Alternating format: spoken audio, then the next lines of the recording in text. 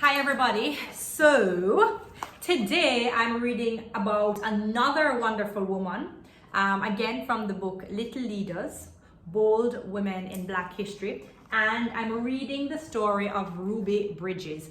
Oh my goodness, I went to a conference a few years back and I saw Ruby Bridges in person and I listened to her story and I cried, okay? But it was just so moving, so emotionally rich. I just feel compelled to share her story with you. So here we go. Ruby Bridges, born in 1954. Do the math. How old would Ruby Bridges be today in 2020? Ruby made history in 1960 when, at the age of 6, she became the first student to attend an all-white school in New Orleans.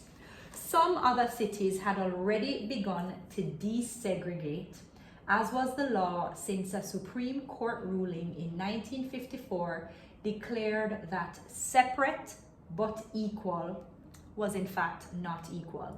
There were some cities where schools were still divided by color, but after an important ruling, the court ordered the schools in New Orleans to be desegregated, and Ruby was selected to be the first Black student to attend the William Frantz Elementary School. Every step of the way was a challenge. Long before her first day, Ruby had to take an exam even to gain admission to the school, one that was written in such a way that Black students were likely not to pass.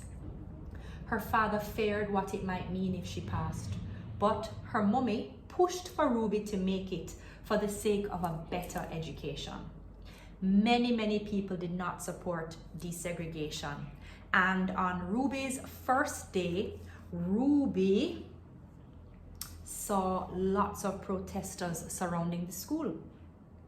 Ruby had to be escorted by her mother and US Marshals in order to enter. She was so young, she was only 6, and it was hard for her to grasp completely all of what was taking place. But many years later, she said she thought it was a Mardi Gras celebration because of the number of people out on the streets. She had no idea they were there to protest against her. Once she was inside the school, the difficulties continued. White parents pulled their children from classes, and many of the teachers refused to teach a Black student. Only one person agreed to teach her, a young woman who had recently moved to Louisiana from Boston.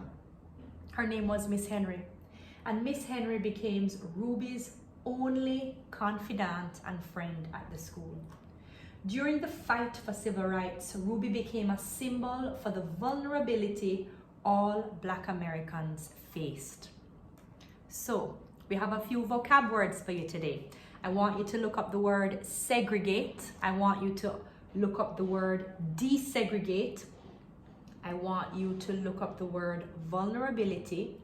And I want you to understand what civil rights means, okay? So, thank you for joining today's story. Thank you for listening to me talk about Ruby Bridges.